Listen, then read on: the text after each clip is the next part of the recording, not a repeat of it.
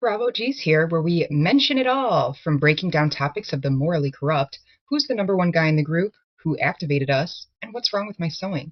So pay attention, please, and be cool. Don't be all like uncool. Hey guys, welcome back. So it's just me again for this episode, so I am going to be covering and recapping a lot. It's been a couple weeks since I've recorded with Hannah, so quite a few things have gone down since then. I'm mainly talking about the actual shows, but obviously with Bravo nowadays, things are coming out every single day about one show or another. So I'm just going to start and let's get going and see where this takes us. So I'm going to start with the Valley finale. Hallelujah! Brittany has seen the light. She has had her epiphany, and her veil has been lifted, and she no longer sees Jax through her rose-colored glasses, and seems like she finally realized her worth. What a relief after watching the entire season, not to mention the years of Vanderpump Rules, of Jax degrading her and gaslighting her, but mainly this past season on the Valley, the things he said to her and the way he spoke to her and about her. And remind you, this is just what he was comfortable saying on camera. I can't even imagine how much nastier he was without the camera around, which Brittany did shed some light on some of the things that he said. For instance, she referenced him calling her fat, said that she would have no friends if they were to separate, told her many times on camera to act like a mom whenever she was sick, and using her want to have another child to kind of shame her and guilt her. And the way he did this, it absolutely just makes me nauseous, and I could not be more happy for Brittany that she's finally seen Jax how pretty much all of us do. I mean, I get it. Brittany has been in his corner for so long, and I feel like the type of person Brittany is, she just kind of wants to see the good in people. She made this decision. She's trying to stick it out, but it got her where we all knew it was going to get her in the end.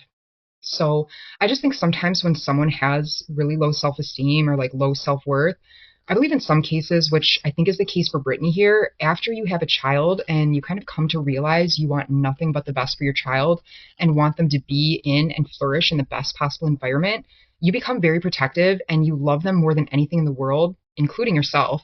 And I really think that the fact that Brittany is the type of mom who really helped her being a mom really helped her realize her situation with Jax was not the best environment for her child, and in turn made her realize more of her worth and really open her eyes to things and occurrences that she would normally just kind of power through, even though it was toxic. I think Brittany always had put Jax before herself and her happiness, and now that she has like a new purpose in life with Cruz, um, I think she just realized he and she didn't deserve all of that toxicity to be meshed in regards of their relationship, and she finally got to the place where she needed to be. I think at this point, Brittany just needs to make it official and divorce and move on and file those divorce papers. Jax is not going to change. We've heard him say it for years. He needs help and he's messed up in the head. But Jax is one of those people that will always complain about everything, but will do nothing to fix it. I mean, case in point, the therapist. Brittany has told him to talk to someone to get help for his mental health, and Jax has agreed that he is messed up and needs help, but yet does absolutely nothing to better himself. So citing that he actually did make a therapy appointment, but he didn't go because it was really far. That right there should tell Brittany all she needs to know about how serious Jax is taking this. The cameras picked up 6 months later after the finale wrapped, and I believe she had been moved out for several weeks, and he had done nothing. If your wife moves out of your house and takes the kid with her, if that alone does not jolt you into serious mode and motivate you to take whatever's going on extremely seriously, if you have any hope of salvaging your family, then I think it's done. He's not that he hasn't shown over and over again the type of person he is, but I think in this case, the fact that he still had not done anything after weeks and weeks, I mean, it seems like he's just loving having the house to himself and getting space, but I think he looks at things like right in front of him instead of like the bigger picture. I mean, it's so apparent Jax is looking at this as like a nice vacation. He's either looking at this as like a nice break from someone holding him accountable every day at home, or he's really not in love with Brittany anymore. Either way, call it. It's over. So I know a lot of people are going to be saying, well, Brittany knew who he was and it's her fault for not seeing this coming. Yes, the signs were all there, but Brittany was in love. I think she saw the kind of person Jax had potential of being and believed in him and didn't want to give up on him and tried to power through as she has through many, many years and many detrimental occurrences and didn't want to give up on him. But like she said at the end of the episode, every person has their breaking point. But if you have ever been in, or one of your friends or family members been in a toxic or abusive relationship, you will not leave until you are ready to leave or you have had enough. No matter how many other people tell you what's really good or seeing things with clear vision, no one's opinion will change your mind until you come to that point. And thank God, it seems like Brittany finally got there. I just love how the episode prior to the reunion, Jax was saying, Brittany will never leave me, we'll never get divorced. I love that this power was taken away from him and the abuser in the situation, and they have to eat their words. There's really nothing more satisfying. As for the rest of the episode, I mean, I just think Janet is so fucking lucky that there is not going to be a reunion. Zach is really not my favorite Valley cast member, but he was right that Janet has probably always been very sneaky and kind of under the radar shady. But now that there are cameras recording her like undercover shadiness, anyone that watches the season can clearly see she is 100% a shit starter and plants little seeds everywhere. And when these seeds grow, she acts like she has no idea how these got planted. I really hope season 2, some people, I mean, besides Kristen, because everyone in the group doesn't really respect her right now, will start to call Janet out and step up to her antics. I mean, Jasmine, I'm looking at you, girl. I don't want Janet to have like the safety net of a pregnancy, allowing her to avoid any kind of accountability. I mean, it seemed like Jasmine tried to, but she was really caught in between Zach and Janet because she is friends with both of them. But she was right in saying that's fucked up of Janet to act like Jasmine didn't have her back simply because she's friends with Zach. I just wanted Jasmine to take it a bit farther with Janet and say, like, as a good friend, I will call you out when you're acting a fool or entitled or above somebody else. Here's hoping, because I really don't know if that's actually going to happen. As for Michelle and Jesse, their divorce was inevitable. I do respect Michelle for just going through with it full steam. She knew that she was no longer in love and just kind of ripped the Band-Aid off quickly. I'm not a fan of Michelle that much at all, but especially with a young child involved, I know the change and process is difficult for both her and Jesse. I'm glad that she feels relief, and although Jesse seemed a little heartbroken, it's the best for him too, because no one should be stuck in a marriage when your partner is no longer in love with you and honestly can't even stand to be in the same room as you. So I wonder when season 2 starts to film or air whether or not the girls will come around to Kristen. She has essentially been iced out of the group, and it'll be interesting to see if and how she is kind of integrated back into the group. I don't hate Kristen. I don't really love her, but she is entertaining to watch. I think more so on like Vanderpump Rules, but this Valley version of Kristen seems to be kind of just like almost like an elderly version of Kristen, like not because of her age and maybe just because of all of these years of such like intense drama and situations. This season for Kristen, she just seemed like a somber, kind of like out of it version of herself. And I know that she has been kind of going through things. It's been talked about that she did end up having a miscarriage sometime last year. So I don't exactly know if that was during the season, but I know something like that could really weigh heavily on someone. But I'm excited for her to be back. I mean, Kristen is such a huge part of the show. I mean, I really don't think a lot of people would have tuned in had it not been for Jackson Brittany or Jackson Kristen being on this new series. I mean, we all know who they are, and they are really good TV. Love them, hate them. They're fun to watch. But I don't know. That's just my takeaway. I do feel bad that Kristen does want so badly to go down this path of motherhood, and I'm sure she feels like a little left out knowing that that's her goal, and all the other women on the Valley cast have kids, and she's still struggling for that outcome. So I do wish her the best. I hope that she's happy and she ends up getting what she wants, but I also want her to kind of bring it next season and get back on good terms. So just a little tidbit after obviously all this happened. We're not getting a reunion, but you know, I think it's been a couple months since everything kind of has been announced with Brittany and Jax's separation. Jax is just so shady. At first, he made a text recently or posted that, why don't you ask Brittany who she's been sleeping with the past 4 months? And at first, when I saw this, I was like, oh, good. Like, Brittany is sleeping with somebody else. She's putting herself out there, moving on from Jax. But then I think it came to realization that Jax was referring to himself because he was obviously getting a lot of heat for how he treated Brittany, and he's getting a lot of backlash about that, and with the whole bar opening that, and another thing during the finale when Jax's Studio City was opening, that was kind of like the finale episode. Jax is just so aggravating to me because all of the things that he is so stressed about, the bar, having a kid, having a business, like doing all this stuff, he acts like he's doing it all himself, which really bothers me. And it just shows his character completely, that he is very selfish and self-involved and kind of only thinks about himself, which is no surprise to anyone. But I just wanted to reach through the TV and like wring his neck and just be like, Brittany has all of this going on too, and I'm sure she's very stressed about it too. Like, it's not just you in this. She's doing the same amount, if not more, and she's doing it with a smile on her face, all while being emotionally and verbally abused by her husband.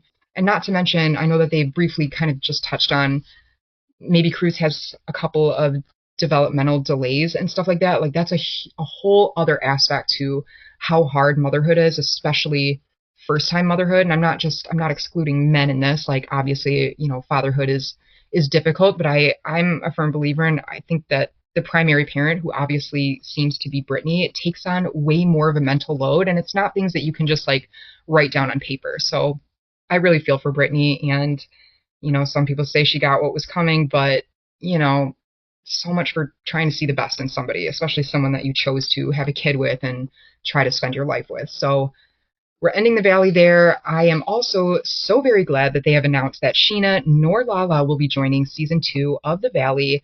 I think that they kind of ruined Vanderpump Rules, and I'm glad they will not be coming on to ruin another show, although it seems like in social medias and podcasts, they are very much trying to have beefs, at least, so that they are kind of relevant if they were to be brought on. But as of season 2, I am glad they will not be on there. No.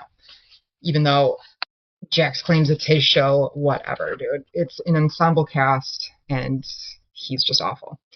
So anyway, let's get right into Vanderpump Reunion. There was 3 parts. I'm kind of just all meshing them together. I think when Hannah and I last spoke, it was just part 1 of the reunion. So I'm just going to kind of like recap the reunion as a whole. I mean, okay, so what can even be said about Lala that hasn't already been said by what seems to be the majority, if not all, of the viewers? She's clearly jealous of Ariana. Lala's full of herself. She contradicts almost every word that comes out of her mouth. She's a hypocrite, and she really thought she ate this season, including the reunion. She acts like a spoiled brat. All season long on her social media revenge tour, it seemed. Oh, everyone will understand where I'm coming from and see my side. No, we don't. If anyone's opinions changed about anyone, it's everyone's opinions of Lala, aka Lauren from Utah. She had a lot of people rallying for her, supporting her, but this season she completely flushed it all down the shitter.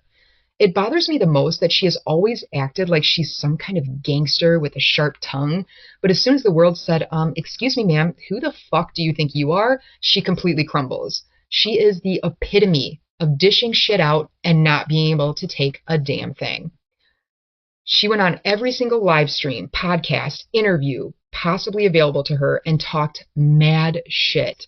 All seems after the season and during the season, all season long. And when the viewers called her out on her bullshit, she turned on us, saying we're rabid fans, foaming at the mouth, and need our rabies shots. What the fuck, bitch? Our hard-earned money bought your shit, and you were able to buy 2 fucking houses. And that's how you're going to thank us? That's how you're going to come for us? Oh, that just angers me so much. I mean, now that the season is over and done with, and all the relentless shit that she talked for months, now she is only doing what I'm assuming her publicist advised her to do, and thank and apologize to the fans. Cool, an apology, but it's clear she isn't sorry. How many times has this bitch stated that she does not regret a single thing she said or did to any of her castmates? Andy Cohen even asked her at the reunion, do you think your actions and words have put your relationships with Katie and Ariana in the ER? And she said, yeah, and I'm okay with that. I mean, to quote Stassi when she bitched out Sandoval, you self-centered, egotistical piece of shit. Lala is so dense and still does not realize how her situation and Ariana's situation are different. Lala prides herself on saying it's not her job for her life to make sense to anybody else. I mean, want to talk about someone acting like God? Lala, all the shit you talked, I believe subconsciously you were talking about yourself, but you just projected it onto Ariana. Why does anyone else need their life to make sense to Lauren from Utah? You are not God. You are not Beyonce. And honestly, Sandoval even thinks you did an amazing job and you were the MVP of the reunion this season. Gross. That alone should tell you everything you need to know about yourself, Lauren, and how ashamed you should be of the type of person you have been or become. I mean, Lala tried so hard to be the producer or push things the way she thought they should go, but baby, you got burned. Please go away with all the money you've accumulated from your rabid former fans and go raise your babies out of the spotlight where no one can hurt you again and you can be the god of your own world. Just please go away. I'm so glad Lala cried at the end of the reunion when no one except Sheena and Sandoval seemed to be on her side. Go live your real life now off of our TV screens. I mean, it bothers me so much how Lala and Sheena both weaponized their motherhood and act like everyone else needs to be responsible for them providing for their kids. Almost everyone has coworkers, and I would never even think of telling my coworkers that they are responsible for the well-being and providing income for my kids. Are you delusional? I love how Ariana clocked Lala, though, by saying, was that not a better ending to your season to give you another season for another paycheck in regards to her walking away from Sandoval as opposed to having a bullshit fake conversation where Sandoval fake cries? I mean, Ariana said, I basically gave you a better ending to the season than if I were to have sat through Sandoval's bullshit apology. It left the door way more open for a possible next season and another paycheck. Click, click, boom, bitch. Nothing to say now, huh, Lauren? Moving on. Ariana is a queen.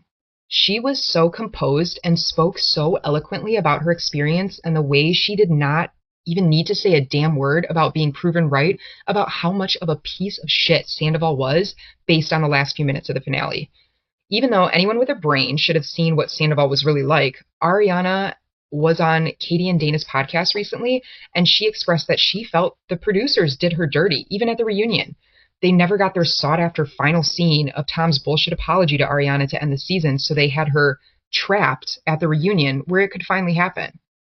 Listen, if Tom had any sort of genuine remorse for Ariana and the situation he put her in, he would have moved out of the house the day after it happened to give Ariana space and respect her enough to grieve and mourn the loss of the life that she had. I mean, that should have been the first and possibly one of the only things that Sandoval would have needed to do to show that he really felt bad and take accountability for what he did. Also, during his bullshit final apology at the reunion, he stated, I just wanted to say that I am sorry. I'm not asking you to forgive me. I know you won't. I know you don't want to be around me. You didn't deserve that, and I'm really sorry from the bottom of my heart, Ariana. I regret it every fucking day. I wear it as a badge of shame. I just wonder how differently things would have happened if in another reality, Rachel came back and remained in a relationship with Tom Sandoval, if he would have even regretted it then. I don't think he would have. I truly think that he's acting remorseful because he didn't get his way in the end. I said it in like several episodes ago, maybe one of the first ones that I started covering Vanderpump. I had a theory about Sandoval wanting so badly to keep the house at first because he originally thought that once Rachel was out of rehab, she would have come back and lived with him, thus allowing him to afford keeping the house. But I still believe that once he realized she came to her senses about Tom, not about a lot of other things, he was then scrambling, knowing he couldn't afford the house on his own, thus desperately attempting to get Schwartz to move in with him. I mean, I just love, so at the end of the finale, they played the last couple minutes so Ariana could really see all the shit talking that everyone kind of did and to see how quickly Sandoval faked his remorse by just spewing hateful shit about Ariana to her friends. But they played this, and I love how scared Sheena looked when they were playing the last few minutes of this finale. That alone was enough for me to enjoy watching all the bullshit and the lies and the fakeness from her bestie and the devil she was trying to redeem all season. Sheena is such a little lackey, though. I feel like she knew her actions over the season and in the finale would really put a rift in her friendship with her ride or die Ariana, so she's now clinging on to Lala. The way Ariana broke down in tears and Sheena walked right past Ariana over to Lala to ask if there was anything else that Sheena could say for Lala to be happy with her. Are you kidding? Ariana, God has really got your back because she is showing you who is really there for you and who has good intentions. So I love Katie. She's grown so much, and I have so much respect for her and for not jumping on the Tom train just to appease producers and Lauren from Utah. Katie is a real friend, and as we get older, we've kind of come to realize Katie was a true friend all along. She was with her morals and her loyalty and cuts through the bullshit. I mean, when Tom tried to deflect his own shit onto Katie and say, "Oh, how do you think you treat people, Katie?" She said, "I don't know, choke. I don't care." Yes, yes. That was the best part. That was honestly the best part. I honestly just think Vanderpump is done. I think the series should end showing exactly everyone's true colors and leaving the undeserving castmates in the dust with really not much to go off of. It's truly poetic justice. Katie has the sandwich shop and her podcast with Dana. Ariana has, and I believe will continue to have, ample career opportunities. James is blowing up with his DJ career. The Toms, I'm sure will get little gigs here and there, but I really don't think anything they do from here on out will be to the level of success as Vanderpump was. I mean, I really hope Lala has dirtied her name enough and her opportunities that she can do what she wanted to go do, which was live her authentic life quietly off of our screens. And Sheena, ugh, I don't think she needs help dissolving into the abyss. I think Lala and Sheena can just go focus on their motherhood and maybe get regular people jobs to support their children, where they alone will be responsible for providing for their families, like the rest of the world. So before I get into SummerHouse, which is probably going to take me a minute or two to talk about because I have a lot of thoughts, I briefly just want to touch on a few other shows that have just started. So we have Below Deck Med. So this is Captain Sandy returning. She is probably one of, if not my least favorite captain on all the Below Deck shows, but so far she's not annoying me, but it's only been one episode in, so I'm not going to get ahead of myself. I think Sandy is too emotionally involved sometimes, and I do think she's a major micromanager, and sometimes I don't think that she is on the right side of things, but it seems like so far I'm okay with her. So we have Aisha returning. She's the chief stew. Her voice can be a little bit annoying, but I do think that she's a really good person. I think that she's very good at her job. She's very bubbly, which is like perfect for this kind of role. So I am very interested to see how she's going to be managing her stews because, oh my goodness, she has a lot on her plate. So I can't remember everyone's names right now, but the second stew has been on a previous season. I don't believe that she did a whole season. If I remember correctly, I think she was kind of brought in halfway through a season after someone was kind of let go, but she is kooky. She's very kooky. I guess the biggest thing so far was that she was on late the first charter, and I mean, I think it was really hard. They all got on the boat the first day, and they literally had people come on the very next day. So they had to turn the boat around. They had to get provisions. They had to, find out the staff's like weaknesses and like what they're good at and their strengths. So I think that was a lot to handle.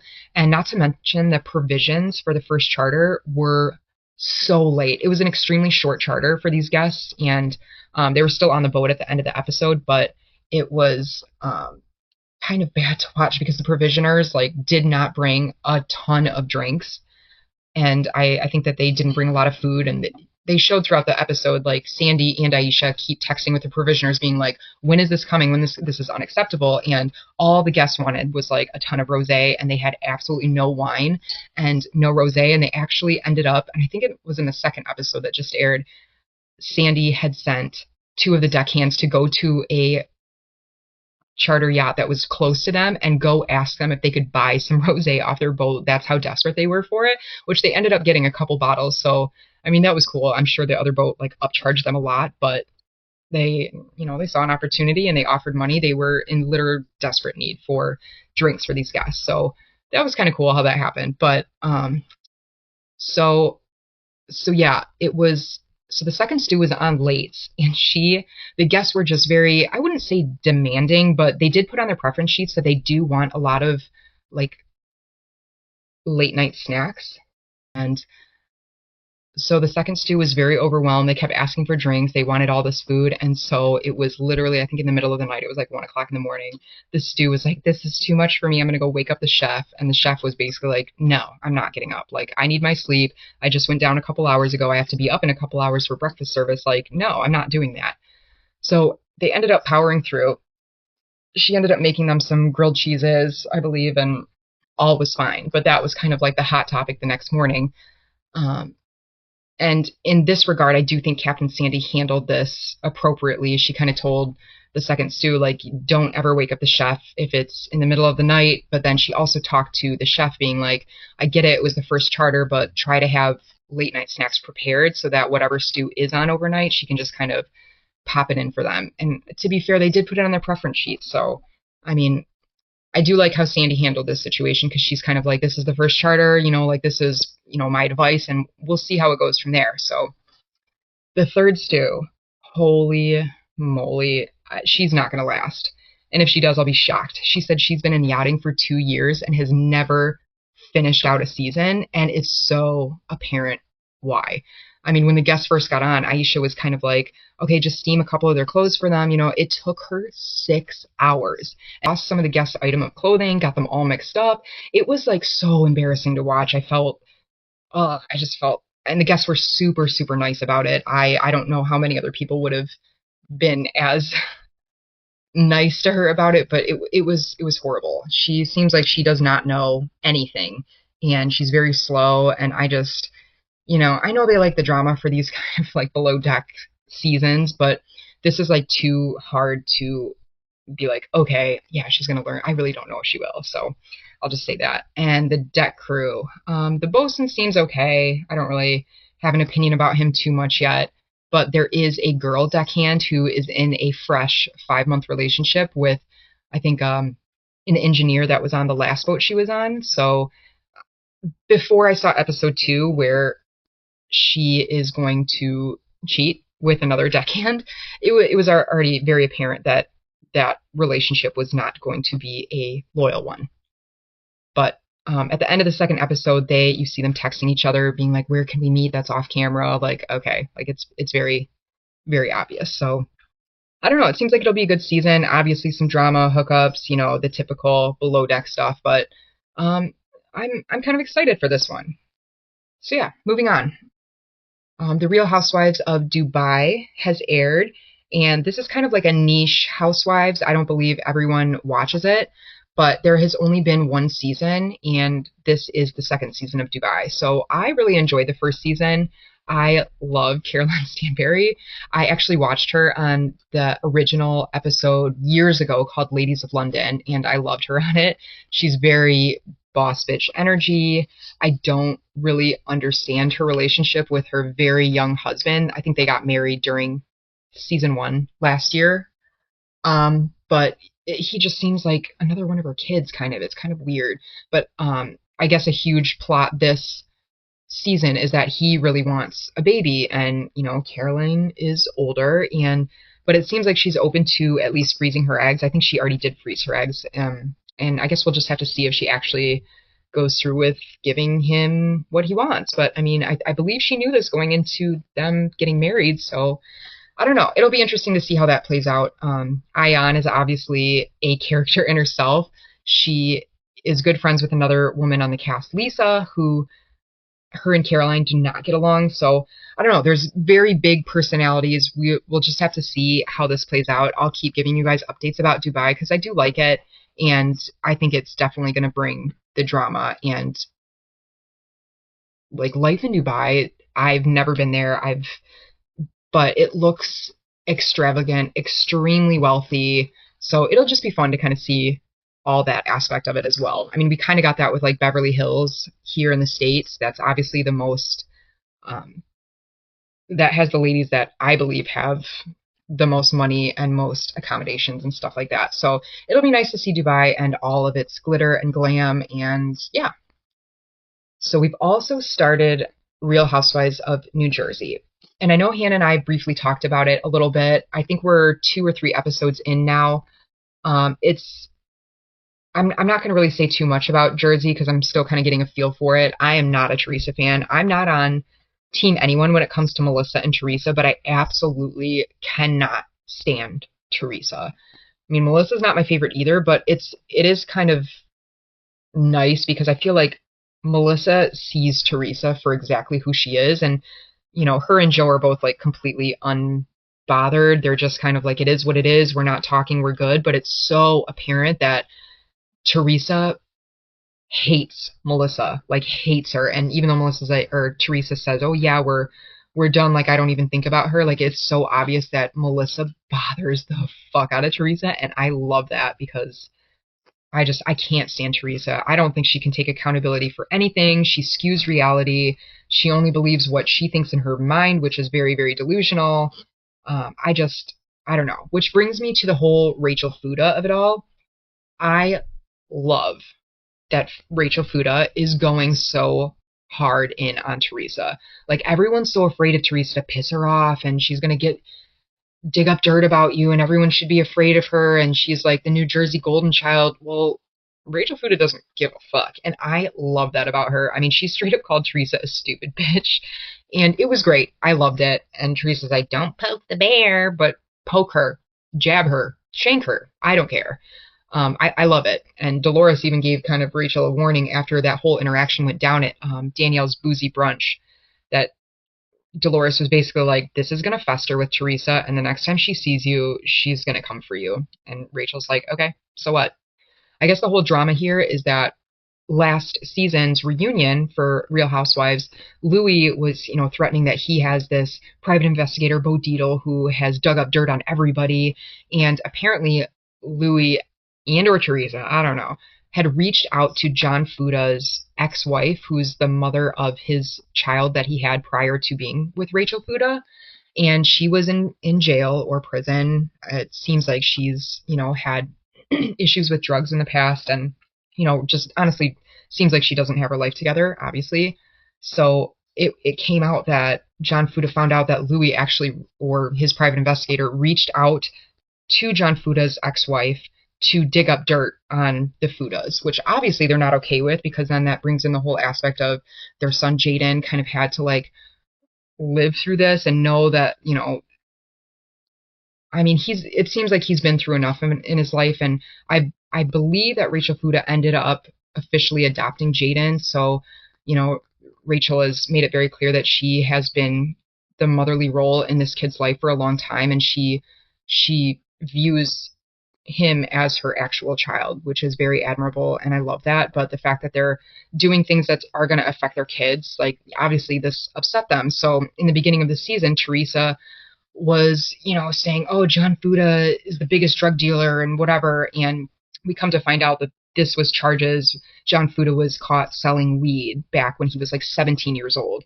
And, obviously he's moved on from there, but Teresa is trying to spin it now like, "Oh, I didn't call him the biggest drug dealer now." But Rachel Fuda at this brunch was basically like, "What was your intention of even bringing that up?" And she's like, "Well, I didn't mean it now." And Rachel's like, "I don't care. The intention is still behind it, that you were doing this to cause damage and to cause, bad, basically to just make John Fuda and their family look bad." And Teresa knew exactly what she's doing, and this is what Teresa does. She tries to spin it to be like, "Oh, I didn't start the rumor. I just heard it and repeated it." It's the same thing. "Oh, I didn't say he's a drug dealer now." It doesn't matter. It's the same thing. And that's what Teresa cannot, like, get through her thick skull, and she just acts like she's not to blame for anything. I really hope we kind of see the downfall of Teresa and Louis. I can't stand them apart. I can't stand them together. I don't know. And it's also been announced that Jersey is not getting a reunion either, which, I don't know. Andy Cohen tried to spin it like, "Oh, the finale was kind of like a finale and reunion in one." And reunions, you kind of come together to resolve your differences and kind of move on. But it seems very clear that there's going to be no moving on. It seems like everyone is very steadfast in their stance about interacting with one another and their boundaries and whatever. If that's the case, then I'm ready for a new, maybe keep Danielle and Rachel and bring in new, but I'm sick of Teresa. I'm sick of Jen Aiden. Melissa can go if Teresa's not there. I know they're not talking this season, but it's still kind of like, we appreciate you letting us into your life, but, we're good. We're good. The only other thing I want to mention about Jersey is Jackie Goldschneider. Her backing Teresa and now wanting to be friends with Teresa, to quote Danielle, is so comical to me right now. It's crazy. Like, Jackie is just kind of like forgetting that Teresa, really amped up this rumor about Jackie's husband cheating on her. And now Jackie's taking the stance like, oh, I just want to surround myself with nice people. Are you fucking kidding me? That's great. You want to surround yourself with nice people? Teresa's not that person.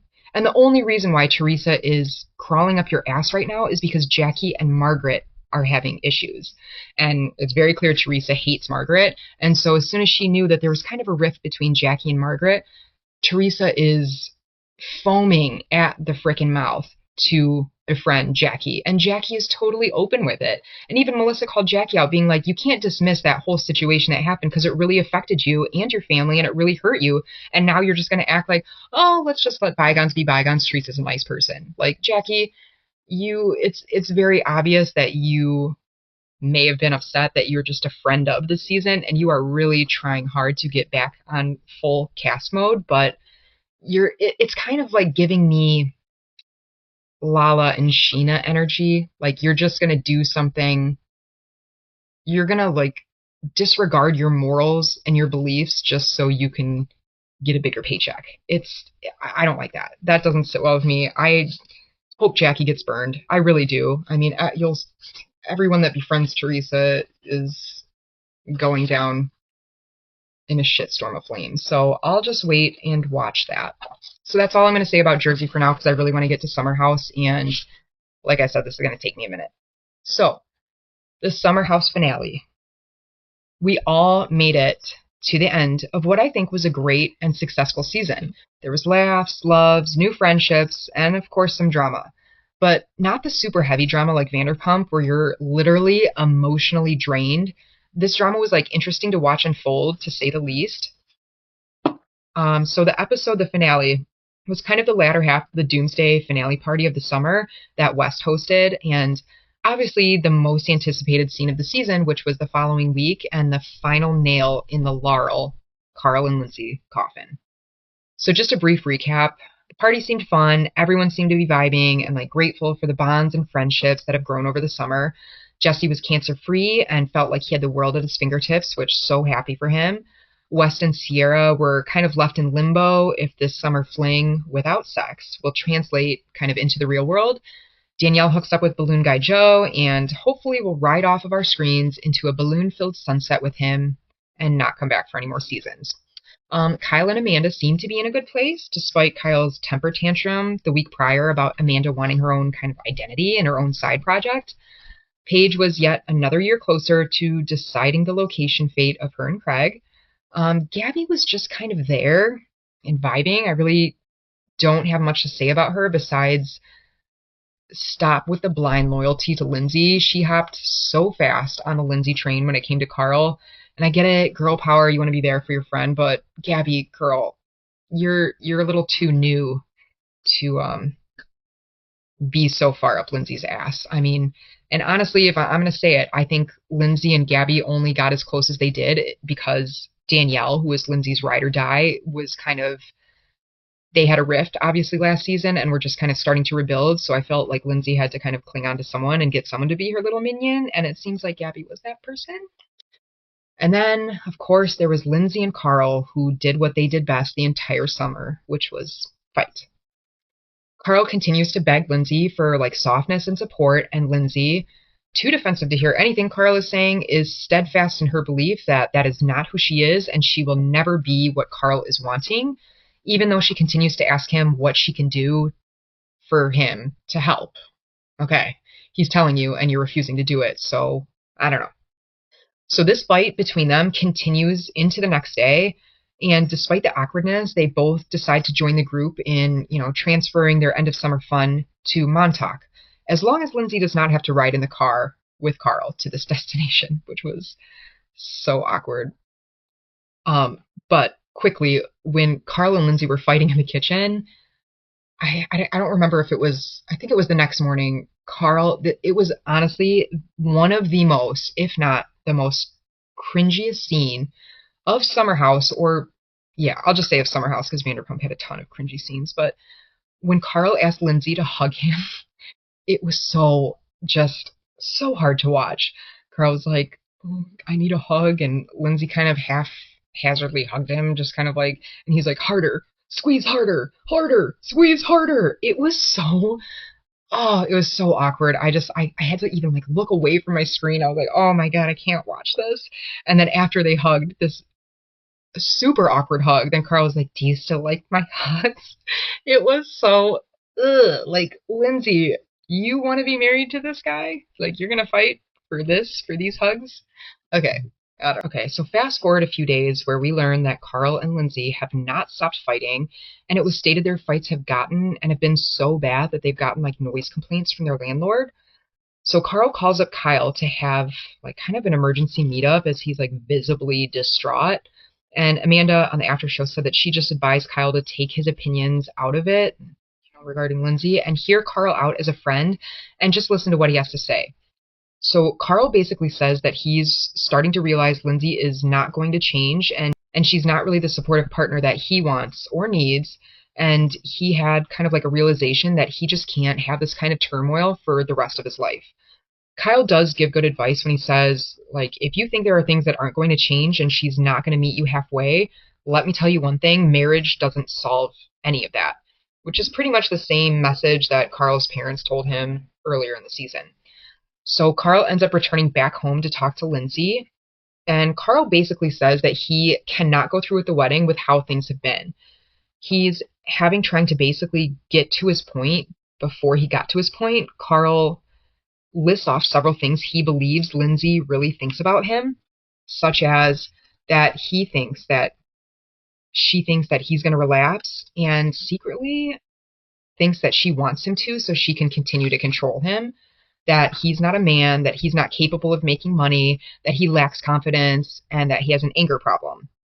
Which, I mean, I think a few of those are right. So Lindsay thinks Carl is just giving up, and she was prepared to fight and continue fighting for this relationship to work. And Carl states that he thinks the amount and the severity of their constant fighting is not normal. And they've also been in couples counseling for almost a year at this point in time. Like, this is not normal and is very toxic. Okay, I'm putting my 2 cents in here. Not that I haven't this whole podcast, but I feel that Lindsay is one of those people that needs to have intense fights to feel normalcy. I don't know if this stems from her childhood, but it's very evident that over the years of watching Lindsay in several different relationships, that she constantly needs to have very intense fights to feel like something is worth fighting for. I honestly think that she has some kind of like intermittent explosive disorder. It is a real mental health condition that involves like difficulty controlling the urge to be aggressive. People with this disorder usually display like two types of aggression, which is reactive or hostile aggression, and also involves a reaction to anger or aggression.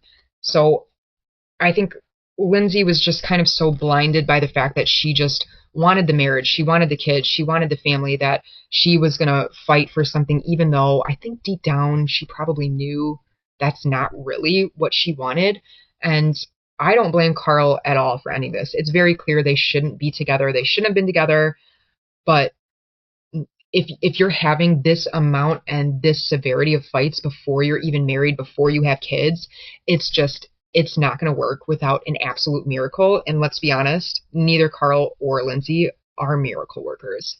So I think Lindsay, it really bothers me how she tries to say that she was blindsided by this. Like, it's very obvious, that this wasn't going to work, and it is too volatile.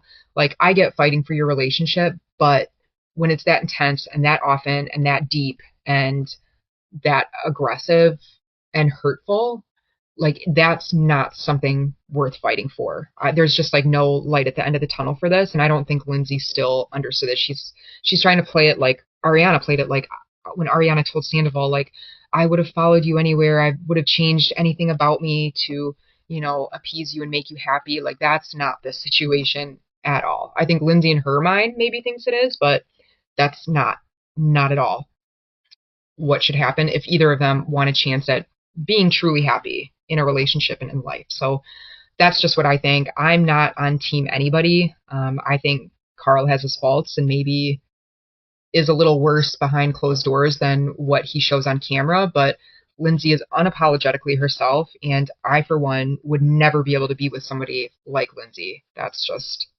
no way. Too intense, too aggressive, too much.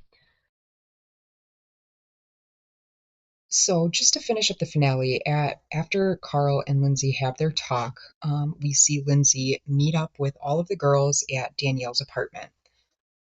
This is kind of what we wished we saw on Vanderpump Rules. I mean, despite all the differences the girls have had and all their conflicts, they came together and were all so supportive despite, their past differences and the fact that Lindsay was, in my opinion, skewing the reality of it. But the girls' support, I mean, that was just really a heartwarming moment. It did kind of bother me because it was obviously Lindsay's side of everything. And of course, she was, in my opinion, spinning it into her being the victim. And once again, I don't think Lindsay was really taking any accountability for the fallout of it. But regardless, I'm just going to leave it at it was very refreshing to see girls supporting girls despite their past. So that's kind of where it ended up. Carl was talking to the producers, and it was very apparent that he was very concerned about how Lindsay was going to spin this and how he was going to be viewed. But I mean, when you break up with someone like Lindsay, I would be afraid of that outcome as well. Part one is wow, what a reunion. And it was only one part. So this reunion, I kind of break down into three major parts. It's Lindsay versus Carl, Wes and Sierra, and Paige, keeping it 100 with everyone from Lindsay to Danielle to West. So we left off with Lindsay and Carl. Let's just start with them really quick. I'm team no one. I think their relationship was way more volatile behind the scenes, and that's saying a lot because what we as viewers saw was already extremely messy and awkward and uncomfortable. Lindsay is the same old Lindsay, defensive, and came with absolutely no intention of taking accountability for anything and continues to try to play victim with the whole blindsided aspect of it all. Carl, I think, is probably more subtly vindictive behind the scenes and seems very clear. He was very worried about the viewer's perception of him. But who wouldn't worry about that when you are involved with one of the biggest victim spinners and someone that appears very removed from actual reality and believes their own very skewed version of reality? So it seems like the gloves were off and Laurel was slinging jabs one after the other towards each other. Lindsay said when it came to the whole flower boy of it all, because Carl had so many close friends, all 9 spots for his groomsmen. Let me repeat that. 9. Lindsay was going to have 9 bridesmaids. Carl was going to have 9 groomsmen. Because all of his groomsmen spots were filled, Lindsay is saying that she urged Carl to include the SummerHouse boys in some way. Thus, the flower boy idea was born because the excuse was that they were having their wedding at an adults-only resort. Please. And that's why they couldn't have any kids, so thus the flower boy. But the juicy part of this whole thing is that Lindsay revealed that when she asked Carl, okay, of the 3 SummerHouse guys, Kyle, Luke, and Andreas, she asked Carl, who of the 3 would you most want if he could only pick one? And she said that Carl admitting to choosing Andreas before Kyle. Awkward. So other accusations were said between the two of them, like both of them having to lock themselves into lockable rooms in their apartment to get away from one another during their fights. They resorted to recording each other during their fights. And Carl made it a point to state that, he paid for all of the wedding cancellation fees, which was around $125,000, as well as moving out of their apartment to give her space, yet still paying half the rent for 9 months, as well as paying for another place to live in the meantime. And Lindsay clapped back saying, you're the one that canceled the wedding, so you should have to pay for all of it. And you agreed to re-sign the lease a month before they called off the wedding. So he should be paying half. And she's basically like, you want a pat on the back for that? But anyway, Lindsay confirms she is dating someone new and things are going really well.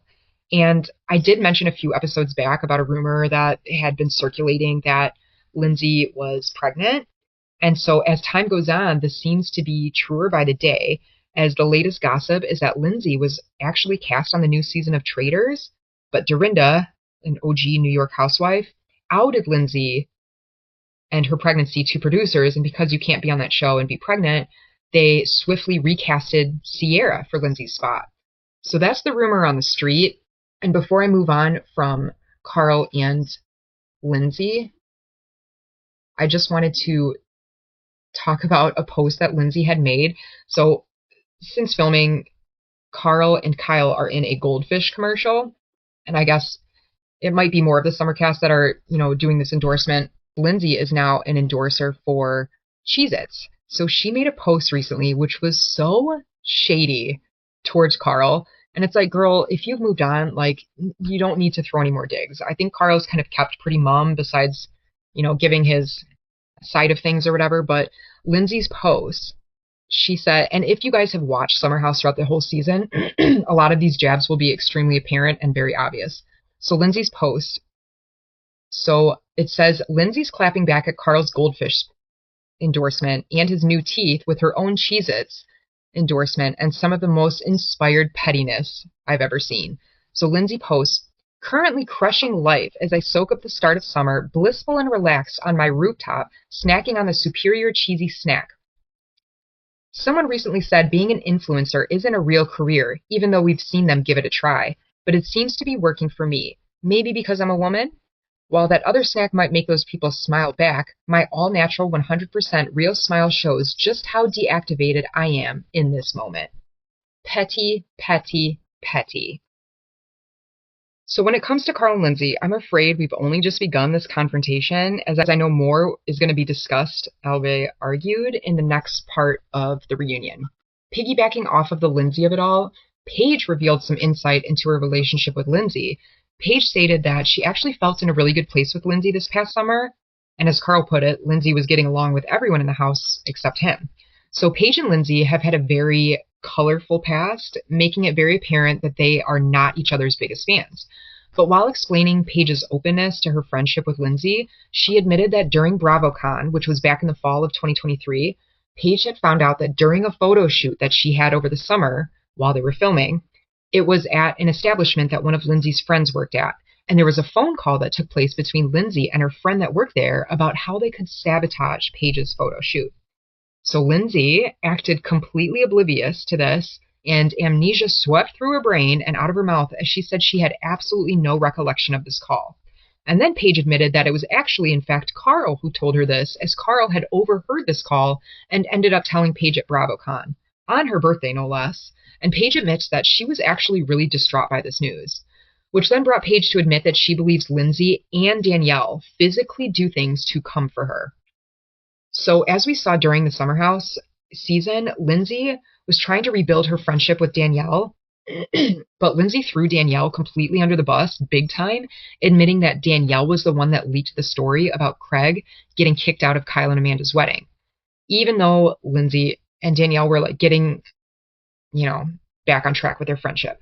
So eventually Danielle finally admitted that was in fact her that leaked this story because she thought it was quote unquote juicy as hell at that time. And Danielle now thinks that that's the reason why her and Paige don't vibe. And Danielle stated, I didn't know at the time that Lindsay threw me under the bus, and Paige didn't care enough about me to have a conversation with me about this. And Paige simply states, that's correct. So Danielle claims that what Paige says in her confessionals are damaging to her. And I think we all know what Danielle is referring to, i.e. the Paige making the comment of CEO of what? And so Danielle just launched a fashion app. And so this is what Danielle was very upset about. But my question is, how are you going to be the CEO of a fashion app and you show up to the reunion looking like you did, Danielle? Ugh. Like, how are you going to have a fashion app and you have no fashion? Huh. Child. Ugh. So Danielle continues to accuse Paige of hating her, and Paige says, I don't hate you, I just see you. And that statement was so powerful, and I loved it. Danielle is just, she needs to go away. I'm over her, and the fact that she thinks leaking stories about her so-called friends is juicy. Like, what else has she leaked over the years? And she's very shady, and I just don't like her, and if that hasn't been made obvious yet. So anyway, moving on. The way I was so much more invested in the whole Sierra and Wes relationship, like way more than Carl and Lindsay. And it's probably because I genuinely like Sierra and West, like separately. Well, used to. West is majorly in the doghouse. So obviously Wes and Sierra had a budding romance over the summer, and even though it was so obvious Sierra was completely smitten with West and his charm, she was very reserved giving herself to West throughout the entire summer, which West said that he wasn't going to consider them officially an item if they hadn't and weren't going to go all the way. Obviously, he didn't bluntly put it that way, but we all understood what he was getting at. So come to find out, after the summer was over, Sierra and Wes continued their fling thing. He brought her home to meet his family, which I guess is really rare for him. They went to a wedding together. They visited and stayed with his brother in Chicago. They were hanging out all the time. And they were in a relationship. And Sierra revealed that they ended up having sex during the fall. So come to find out that after the show started airing and Wes got a kind of like a taste of the aftermath of being a newbie, widely adored Bravo boy, and all the perks that came with it, he basically cut ties with Sierra before, in his words, things got too messy. And Sierra says, "You were beyond the point of too messy. You knew my intentions all summer long," and basically said that Wes ended up getting everything he wanted out of her, and she basically got played. Also, it came out that West was sleeping with other girls during the summer, which they weren't official. It's not like he was cheating on her, but he did lie during the season saying he was talking to other girls, but he wasn't having sex with anyone. So that was already kind of like, ugh, So Sierra completely and kind of like quietly broke down, saying that she doesn't have the emotional capacity to just kind of give herself to anyone. She's very selective about who she has sex with, and she said she just basically emotionally can't spread herself too thin and was very intentional all summer long with her body, and Wes knew that. And Sierra actually admitted, because Andy asked her, like, what if, after the summer, West had said something like, "I love you, you're great, but, I can't commit," or whatever like that. And Sierra was like, one of the last episodes, West took Sierra on a horseback riding date, which Sierra loves horses, so she loved it, and they had a really good time. But Sierra admitted that after the cameras went down after that date, she did give West an out after the horseback riding date, saying that, "Look, we can cut ties, the show will be coming out soon, and I'm good with calling it here if that's what you want to explore that." And she said that West said no, so she was going off of that. So just a sidebar, after Sierra explained that she is super cautious when it comes to letting a guy have like full access to her and her body and her heart, it just makes so much more sense to me now why she appeared so clingy with Austin a couple summers ago when that whole train wreck of a situation happened. At the time I was watching it, I'm like, damn, Sierra, like you look like a lost puppy, like following Austin around and being very clingy and just like wanting his attention, like not in an annoying way, but just kind of like in kind of a sad way. But now I'm like, oh my gosh, like she obviously gave herself to Austin and ended up getting like too attached. I mean, at least Austin didn't hide his fuckboy tendencies and made it blatantly clear who he was. Wes was really kind of like a sniper from the side in this situation. So Wes ended up admitting that he got a pretty bad lashing from his parents, as they basically told him he's going to look like an asshole and an idiot for not seeing things through with Sierra because his parents loved her. And she's basically a perfect human specimen, like for him and his family and just in general. So Andy asked Sierra, does that make you happy that his parents are giving him a lashing? And Sierra was like, no, that doesn't make me happy at all. And she began to get really emotional and started crying. And here comes her bestie Paige to eloquently speak on Sierra's behalf, stating, "People don't understand how sweet and sensitive Sierra is. She really liked West, and she was really upset and nervous a week prior to coming to the reunion because Paige said that Sierra didn't want West to see her cry, and Paige was like, look, like let him see how much you hurt her, and this is really you, and this is your feelings." And I just love Paige. She's such a good friend, dude. But Paige also says to West, like, look, no one's faulting you that you came on the show and you basically got all this recognition, and we understand the allure of all of that. But we are also Sierra's friends, so we see the allure of her. I mean, you'd have to be blind to not. So we just couldn't understand how the fame and the lights and cameras were so much more enticing than your real life.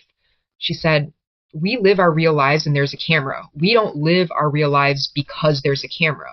I mean, we had two people have the worst summer of their lives, and you're in our group chat saying how this is the best SummerHouse season ever. I mean, she tried, Paige read him completely. Um, Wes tried to make it seem like it was the show that caused him to kind of pump the brakes with Sierra, but I think it's very clear that he just has commitment issues, and the temptation and the what ifs for him are way more enticing than committing himself to one woman, a woman who is stunningly beautiful and sweet and sensitive and chill. Like, Sierra is amazing.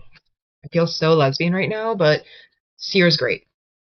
Wes also made a comment that he didn't want to kind of be seen as Sierra's puppet, essentially, and Paige clapped back immediately, saying something like, "You would be so lucky to be in that position." So after this really emotional and tear-jerking interaction, Andy Cohen asked Sierra if she would ever consider getting back with Wes. And after stating that she, the feelings she has for him, like, don't go away easily, she still has strong feelings for him. And surprisingly, she said that there would have to be a lot of change. And she's just like, I don't know what people are capable of, basically saying that there's a chance. But here's where it breaks my heart, because if Wes was really, if he actually wanted to be with Sierra and realized the mistake he made, he probably would have jumped at that chance. And I get it. It's Wes's first reunion. He's coming into this. It's his first season. Like, obviously he's aware that he has hurt Sierra deeply emotionally and all of that. But he just, I don't know, he just couldn't find any words. He wasn't saying any of the right things. I mean, he did apologize to Sierra, which, seemed genuine, but it's very clear that if he wanted to be with Sierra, he would be with Sierra, especially after she kind of left the door cracked a little bit. And I just think Sierra needs to move on. I do like Wes. He was refreshing. He's got a great personality, but he's kind of giving me Corey Kiefer from last SummerHouse. Huge player. I mean, West is obviously way more likable, but clearly Corey had commitment issues, as we all saw the fallout of him and Sam. And I think the same thing's happening, except West is a way more likable and better personality version of Corey, but it's very clear that he has commitment issues, and the lights and the fame and all of the aftermath of this is more enticing to him than being with Sierra, which makes me sad for her. But at this point, I think she's just got to kind of take it on the chin. But it does also anger me that she held out all summer and made her boundaries very clear, and he kind of just played her. But I guess don't hate the player, hate the game, right? So I don't know. I'm almost certain West is going to come back for next season, but he's been talking on social media and has made it very clear that he hated the reunion and felt like he, fumbled hardcore. And good. I mean, at least he's got some, remorse about that. So, okay, reunion SummerHouse Part 2. So I talked about this at the end of the reunion part 1 because I think I saw clips on TikTok from upcoming clips from part 2, but part 2 starts off with kind of wrapping up the whole Sierra and West debacle. Sierra kind of leaves the door open for West in a sense, but she's not, holding her breath for any major changes to happen in order for them to get back together, essentially. But what I wanted to talk about was they went to a commercial break, and sometimes they have behind the scenes conversations while the cast gets a few minutes break, and Sierra says to Paige that she feels really bad after Paige pointed out that it looked like Wes was about to start crying. Sierra's empathetic response, Sierra was kind of just like, I feel so bad, and Paige said, he's worried about the public not liking him. He doesn't give a fuck about you. And as always, Paige is absolutely correct. So like I've said previously, Sierra, you have so much to offer, but you just put your faith in the wrong guys. Yes, West seemed like a major step up from Austin personality-wise, but in the grand scheme of things, was he better? He was more enjoyable to watch every week, but at the end of the day, the signs are all there. Let him live out his fuckboy ways and realize he probably won't ever end up with someone like Sierra. And that in itself, Sierra should feel somewhat justified. even if he did get everything out of her that he wanted, leaving Sierra in the dust.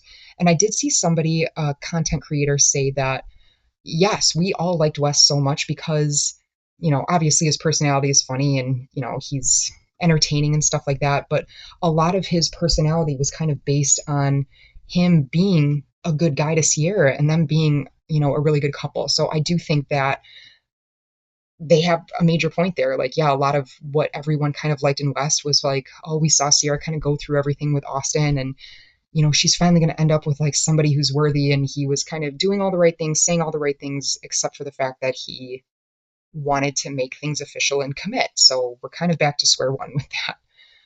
So anyway, then it was time to move on to Kyle and Amanda. It's no secret their relationship was tense this season, and they really checked off that marital bliss box, showing viewers the not so happy-go-lucky part after you get married. They brought up Kyle's temper tantrum with Amanda, trying to voice and encourage her independence, and also when Kyle and Amanda had that talk on the beach when Kyle stated, "It's lonely as fuck being married to her."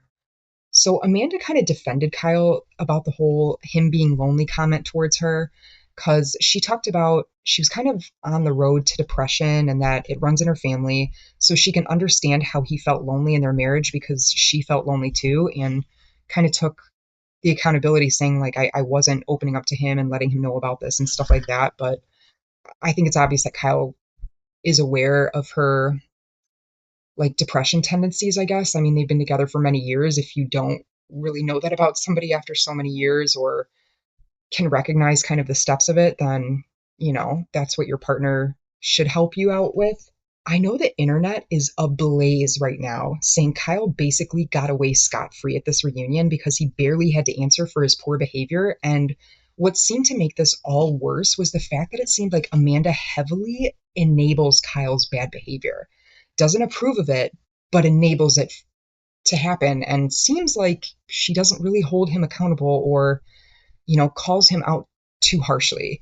I mean, don't get me wrong, stand behind your man for sure, which Amanda clearly does, but when he says extremely derogatory things about his own wife that will be televised for everyone to see, I would not have been as supportive and kind of excusing Kyle's behaviors or words as much as Amanda was doing. Perhaps they duked it out during the off season and have since moved on, but if I was Amanda, I kind of would have put Kyle's feet to the fire at least a little bit more. So Kyle would have to be as apologetic on camera as he was readily willing to say things to tear her down during the season. So also going off of that, it seems if Kyle knew about Amanda's history and family history with depression, like you would also think that that would be he'd be a little bit more supportive and understanding towards her while all this was happening. But we as viewers can only go off what we see and what we're shown. And yes, at the reunion, they didn't really press Kyle too much about calling Amanda a fucking bitch, saying he needs to babysit his wife, that she's lazy, and if she actually worked for Kyle instead of with him, he would fire her. I mean, was Kyle majorly let off the hook here? Abso-fucking-lutely. But I guess they only have so much time to cover everything from the season, and it seems that Carl and Lindsay needed to take precedence this season. And also, maybe it was because Amanda was or had let a lot of this go. But maybe that's how their relationship works. Kyle acts like a misogynistic asshole, and Amanda doesn't hold his feet to the fire, at least not for very long. One more thing. When Kyle was having his temper tantrum about Amanda wanting to like branch off and do something career-wise for herself, Kyle complained about all the stress of running Loverboy and complained, well, yeah, you know what I wish I could do? DJ, but you don't see me doing that. And here we are months later, where Kyle's Loverboy is still around and apparently doesn't seem to be tanking, but kind of thriving. And also now he's a DJ. Well, sort of. And Amanda is still just working at Loverboy. It's just so ironic. So anyway, moving on. Jesse talks about his cancer journey. As he was nearing his 5-year remission anniversary, he did feel a lump in his other testicle because his other one was removed during his first cancer treatment, and that he was convinced that because of this lump, it had returned, which, as we all know, it was just like a buildup of calcium or something. But it was really refreshing to have him talk about like his feelings and that he appreciated all of the support he received from his castmates and the fans. I mean, this is probably one of the most real things that we've seen or dealt with across all of the shows. I mean, health scares, health is, if not the most important thing in your life. Without it, it causes a lot of strife in a lot of areas of your life and relationships. So, I mean, just knowing that he, can go on living his life cancer free and in remission, I have nothing but just happy, warm thoughts for Jesse, and I'm just glad that he is okay. And this was something, real that we could also people could relate with. So I did think that was important to kind of talk about. So now on to the main event, Lindsay and Carl. So, okay, to kind of start off at the beginning of the summer, we remember one of the most memorable fights of the season was Operation Cocaine Carl, where Lindsay flipped out in the first Lyft transport to dinner or a bar or something during the first weekend of SummerHouse. Lindsay tried to excuse her behavior by saying she was paranoid that she got into the cab with all the guys and all the girls were in another cab, and she began to become very paranoid that this was going to be like a point of contention with the girls and they would have a problem with it. So Carl and the other guys weren't really playing into her like manifested paranoia and was just kind of telling her to stop making something out of nothing. And where Lindsay insisted by having that reaction to her freaking out, Carl was being dismissive.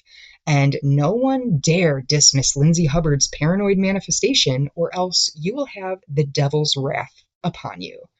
So Kyle kind of interjected, saying he isn't privy to all of their fights, meaning Lindsay and Carl's, but what all the guys witnessed during that car ride and during Carl and Lindsay's first major fight during the first night of the first weekend, Kyle says he knows why their fights spiral a lot of the time, and it's delusion. And I completely agree with him. 100%. Lindsay manifests problems out of thin air and then spirals and then gets aggressive and angry with people that aren't as, engulfed in her own reality as she is. And then she gets mad. So I'm sorry. I know that Kyle is in the doghouse for a lot of things right now, but here's my thoughts. If Carl can't articulate his feelings and opinions about Lindsay, thank God somebody did. I know I am in the minority with what I'm about to say. It is not lost on me, but I loved that Kyle was calling Lindsay out. Kyle has known Lindsay for a long time, and he knows who she really is. Like Kyle, hate Kyle, he can see Lindsay. He sees her. I'm glad he wasn't afraid to say what I think so many other people think about Lindsay, and I think a lot of people are, like Carl, and afraid to stand up to her or call her out. It annoys me so much that people after this reunion aired were so mad about Kyle calling Lindsay out, continue to make excuses for Lindsay. People are saying, is Lindsay crazy? Yes. Is she vile? Yes. But that's Lindsay. It bothers me so much because it's giving me the same kind of energy. It's the same kind of shit with Tom Sandoval. Everybody knows Sandoval's a piece of shit, but everyone's like, well, that's who he is. So Ariana should have to answer for the things Sandoval won't do. And I feel like in this case, Lindsay is the same type of person. I don't think she should get a pass just because she's always been a mean, vile, aggressive person. So the argument can be, yes, well, Carl knew who she was too, and he decided to marry her. But I also think, people are blind, especially when they are in love or they have a goal and they have somebody in mind for that goal. And, it gets very messy, but it bothers me how people just make excuses for Lindsay because she's just a bad person. So, this is on Carl. Like I've said several times, I'm not Team Carl, I'm not Team Lindsay, but I just cannot stand the type of person Lindsay is, and I'm just glad she was being called out left, right, and center. I mean, everyone gets certain reunions where they're more in the hot seat and held more accountable, and I'm sorry, but this is Lindsay's season for that. There's been 8 seasons of her, and rarely ever has she been held accountable for the vindictive, hostile, horrible person she can be a lot of the time. I'm sorry, but it's her fucking turn. Maybe next year it'll be Kyle and everyone will be happy and karma will go full circle. But this year it's Lindsay, and I think it's 100% deserved. But finally, Lindsay apologizes to Carl, saying it was absolutely wrong of her to question his sobriety, knowing how hard he worked. But Then Lindsay continues saying it was justified because Carl was being dismissive and aggressive towards her, to which Kyle interjects again and says, no, he wasn't, and we were all witness to that. And everyone agrees. Everyone's saying, Lindsay, you weaponized his sobriety, and even Amanda speaks up, who is the definition of Switzerland a lot of the time. I feel like she's very cautious about what she says. She doesn't want to ruffle any feathers, but I think everyone, at least that past summer, had gotten to a point with Lindsay where they were just kind of like, okay, like enough. So people are saying like her apology, Lindsay's apology, should have ended without a but or a justification as to why. Just stop. After I'm sorry, it was wrong. Even her former bestie Danielle said it was not right for Lindsay to call him that. So Lindsay also tries to weaponize his sobriety by like outing him for taking mushrooms at a music festival right before filming started. And then there was like a long pause. And then we find out that Carl and Lindsay did it together at this music festival, and then they agreed to never do it again.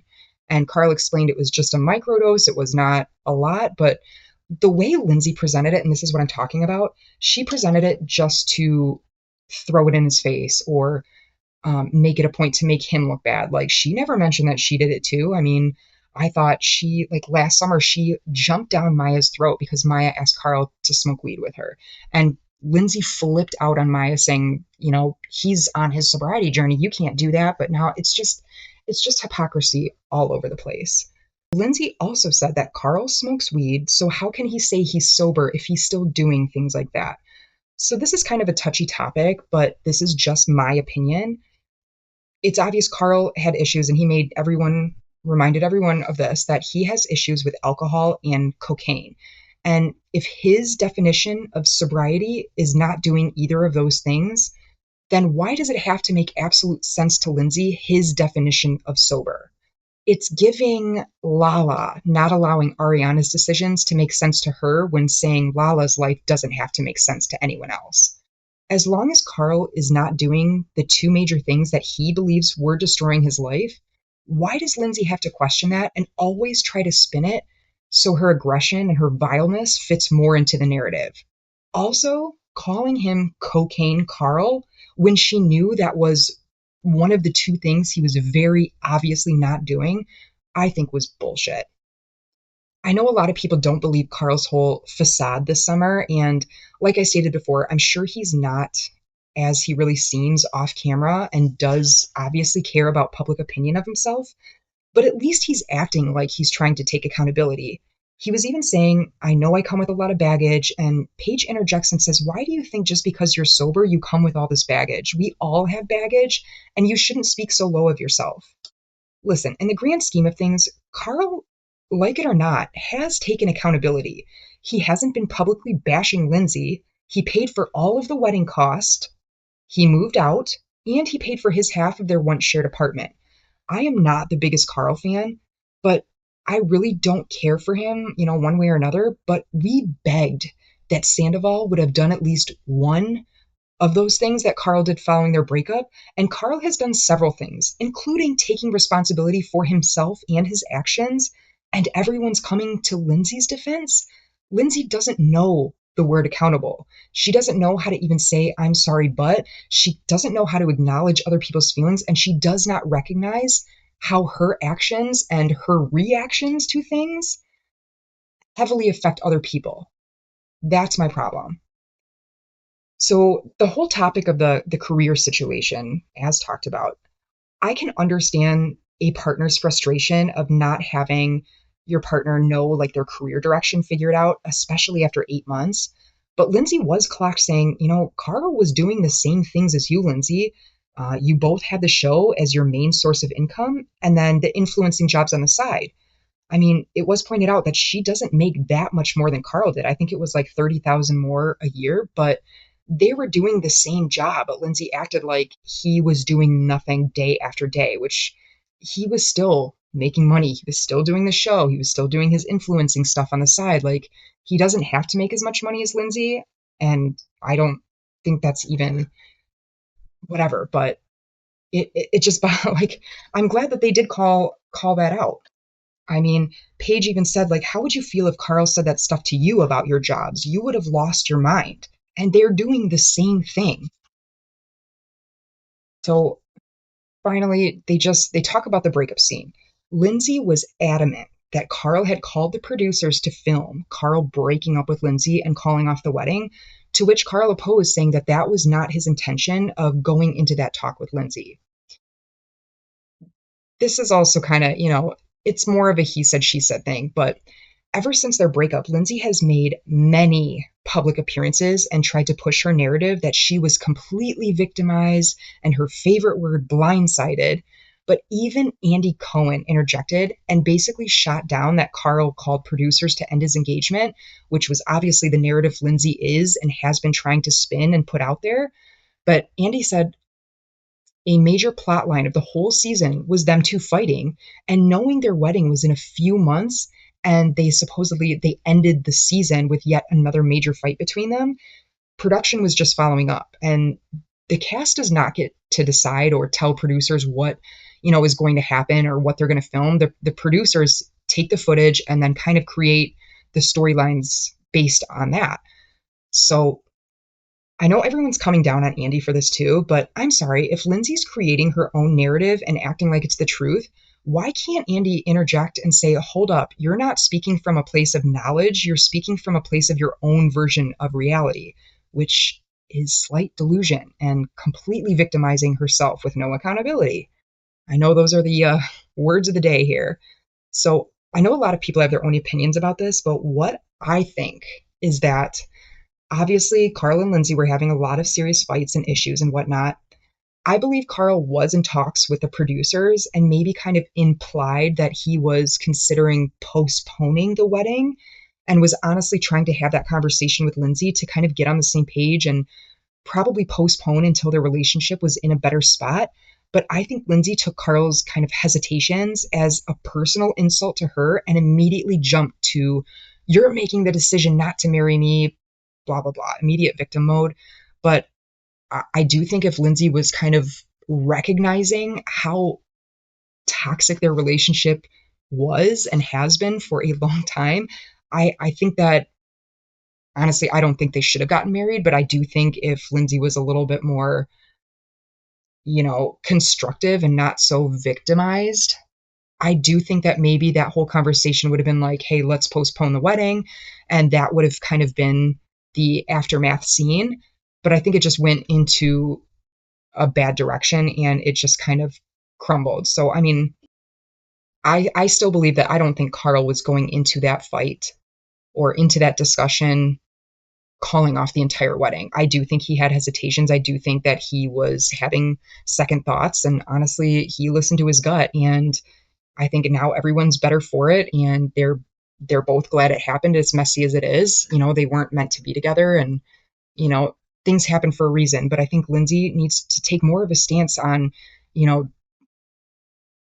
this was a shitty situation. We both were at fault for it, but we're both going to be better off because of that decision. So, anyway, just to tie this all up, all in all, I personally loved this reunion, mainly because everyone called Lindsay out on her bullshit and tried holding her accountable, and in my opinion, highlighted how delusional she is with pushing her own skewed narrative. I feel like all the fighting throughout the entire season, the last 10 or 15 minutes of this reunion made it worth it because we finally got to see a person like Lindsay being held accountable not only by everyone. And I think it was much deserved, much needed. Will any of it actually sink in? Will Lindsay change and be a better person? I don't think so. But I mean, at least what was meant to be happened. They're not getting married. Hopefully, I don't know. We'll see. I know that, it's summer now. They're probably starting to film the next season. So it'll be interesting to see if Lindsay and Carl come back. I think for sure, at least Lindsay will. I I would assume Carl would, but I don't know. That's to be seen. I mean, is Wes coming back after this? I don't know. I think he likes the fame too much, even though it's gotten a little muddled for him. I do think he enjoys this. So, I mean, all in all, I think it was a great season. And yeah, those are my thoughts. Love it, hate it, agree with me, not. I hope you guys do, at least some of you out there, but I don't know. This was just fun for me, and I'm glad I finally got all of my thoughts out there. Now I've freed up some space in my brain to intake more Bravo shows because Jersey, whew, and we got OC starting soon. Oh boy. Oh boy. Oh boy. But thank you guys so much for listening to me rant. I am so excited for the upcoming shows. And I'm just, I don't know, I think we've had a great couple months. Like, it's been a roller coaster of emotions, but I'll be here taking you on this ride with me. So thanks so much for tuning in, guys. I love you, and I will talk to you soon.